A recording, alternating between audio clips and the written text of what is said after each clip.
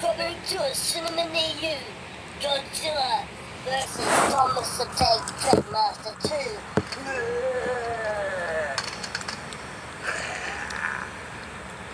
2. Warning, this video contains scenes that will disturb rail fans and fans of Wally Room. Hi there everyone on YouTube. I'm going to do a video and it's going to cover a number of topics. In fact, it'll probably be split up into a number of videos. There'll be a bit of that picture there. I've sent some boxes from the USA. We're going to talk about some of the stuff over there. A bit of toilet talk. Thomas toilet talk, of course.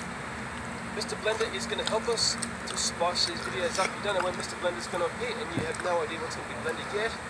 We're going to talk about those. We're going to have a quick chat about those. But I think what we'll kick off with is a chat about this. As I'm making this video, Halloween is just around the corner.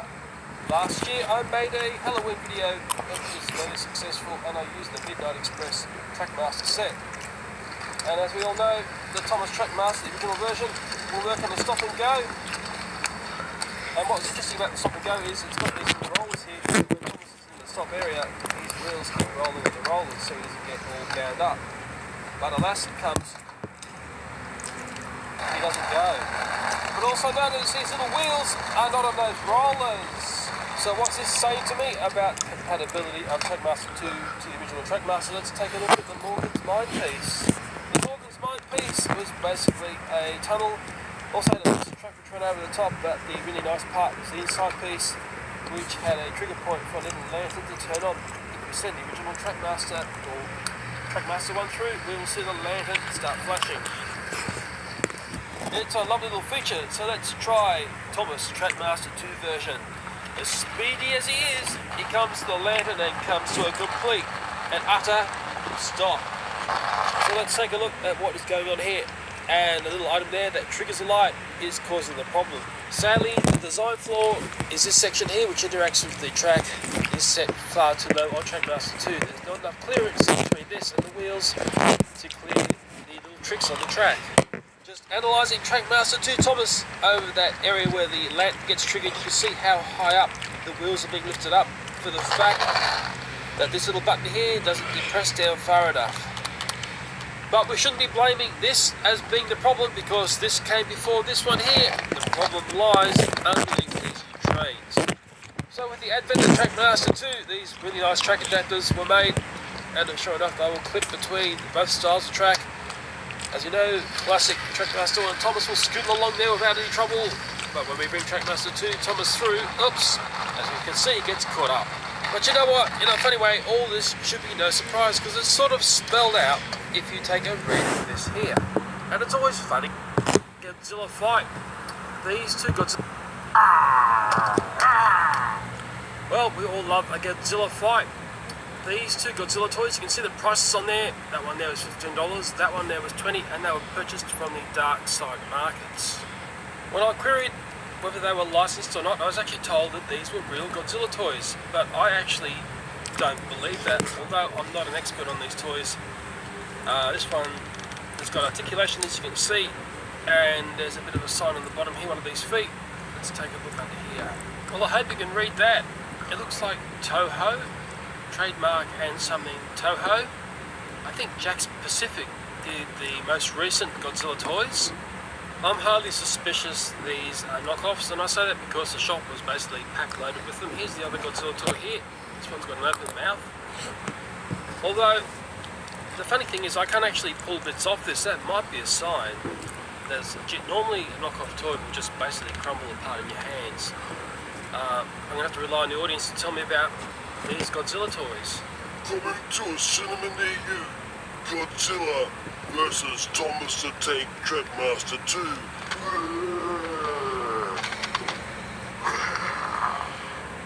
Well, that's enough of Godzilla. On board.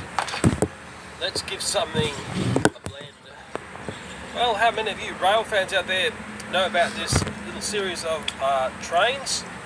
The first issue is Mallard. There it is there, although this Mallard looking like it's had a few problems. As you can see, some of the wheels have already flown off, maybe it's going a bit too fast. It's had a bit of a sticker Friday, that sticker's not very straight there. And this thing, first issue was $5.95. and of course they tend to ramp up. This is actually issue 2 here, which is this train here, and I think it ends up ramping right up to the price of $19.95. They tend to come with this magazine. I know this is the National Railway Museum logo is on this, and what you'll find in here, of course, information about the collection, information about the trains, and I probably can't show you too much of this because of the copyright issues. So this series of logos was A gauge, let's call it HO as well. Let's not get into that debate right now, but if you're really keen, there's also the smaller N gauge models getting about.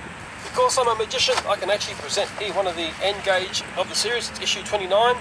It was floating around in the news agency, no one loved it, so I ended up coming in to love it. And I've got a feeling that I prefer the smaller scale versus the large scale there. But as some of you may know, this is just the tip of the iceberg when it comes to collecting. You can collect Star Trek stuff. Oh yeah, I like that one. You can collect Doctor Who.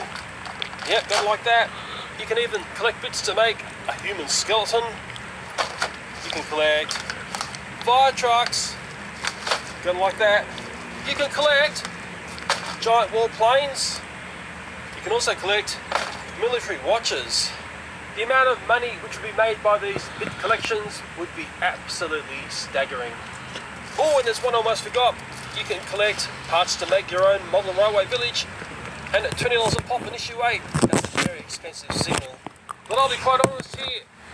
Let's get real and let's ask ourselves, will Mallard blend? This issue 1, I actually bought 6 of these, and hopefully we'll do a series of videos which is going to show you how you can use these to your advantage. Ooh. And this isn't one of the prettiest unboxings that I've seen. The bits falling off this wheel from there. Out she comes. Ooh. Look at that. What a machine. Well, I will admit the magazine that came with the collection was a fairly good read. It told me there were 6 of these preserved, which is very nice. This one won't be preserved, I can tell you. It's suffering some major problems here. This is how it was in box. I don't know whether this is common with this railway series. Maybe there are people out there who have collected this. I'm sure there would be, because I know a lot of people who watch my channel are into trains.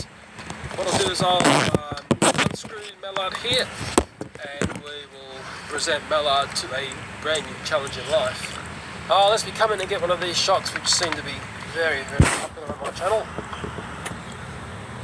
Painted plastic bits, but they are actually metal, and I'm like, what's the best blender? Well, she's going to send it.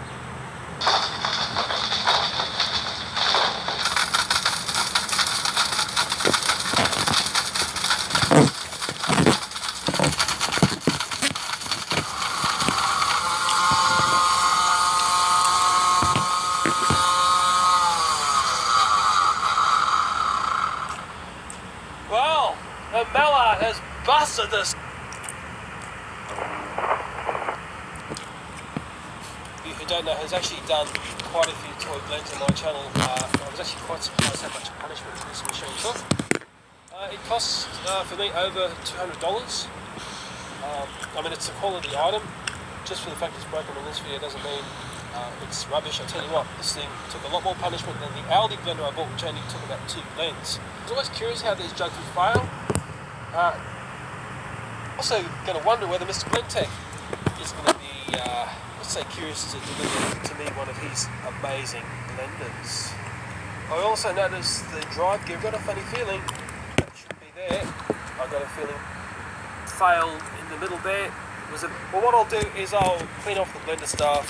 I'll just gather the bits of Mallard and we'll take a look at the damage report. It was only a short time ago a beautiful A4 Mallard model sat there, but now it has been totally reformatted via a blender.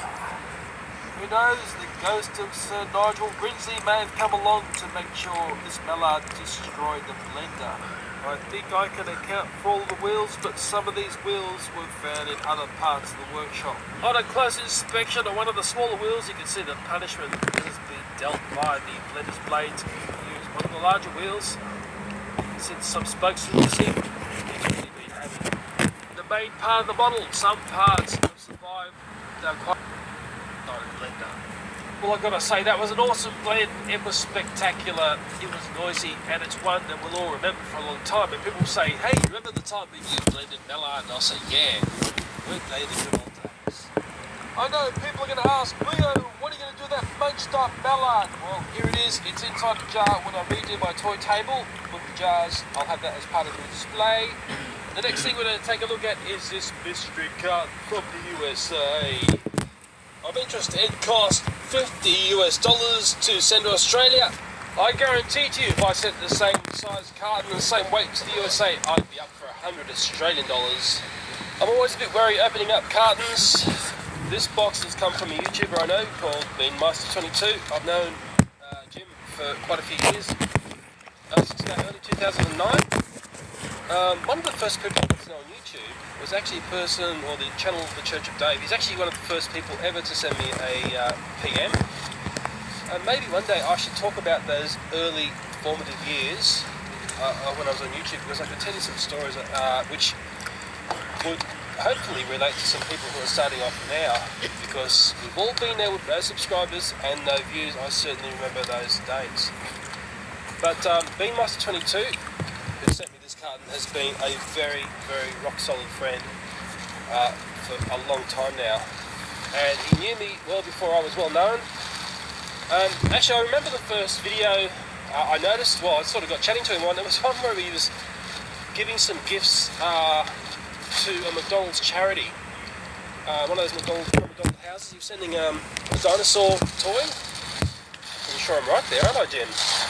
And that act of charity actually got me chatting to him. Ooh, this looks interesting, doesn't it? Well, one thing I know is Jim goes to Hawaii, and I'm pretty sure, that's where they come from. I've only stopped over in Hawaii on my way to Los Angeles many years ago. Maybe I should meet up with Jim in Hawaii. Maybe that'd be a very logical place, halfway point for us to meet. There's some of those shirts, wine bottle covers, little hats. Look how they make little hats. How cute. Jokes and gags, fake lottery tickets. I've never seen anything like that before. It's in Jacksonville, Florida. It's down the bottom here, made in China. Jaru, the company. Who knows about that thing there? I certainly haven't seen that in Australia. See, so every ticket's a winner. It's interesting, there used to be good joke shops in Sydney, but they've all gone. I just don't think there was the market here to keep it running. What else is in here? 34 Valentine's, 35 tattoos, SpongeBobby thing. And I've never seen anything like that before either. The most SpongeBob merchandise I see is it's all dark side knockoff stuff. My kids are going to love that one. I'll just get into this because I'm curious to see what it looks like, and I dare say you are too. Jim seems to know what's not in Australia. That's the one thing I've sort of worked out with him. There they are, some tattoos. Unless I'll forget, in his booty there are the Valentine's Day. Got there! It's a gun! Don't you know guns are dangerous, Wally-Roo? No! Well, what are you going to do with it, Wally-Roo? I'm gonna shoot some Play-Doh with this gun! Now watch this. Lock and load, Play-Doh, you're gonna go. Wally-Roo, you totally missed. Oh, I was actually aiming for Thomas up the back. Well, you didn't hit anything, Wally-Roo. Silly Wally-Roo. Lollipop, Scorpion. The girl dolls. To me, they just had the right doll mojo to be really nice. And with those pony dolls, both my daughter and my son loved them. My son loved these interesting, very, very interesting. I can't see them, so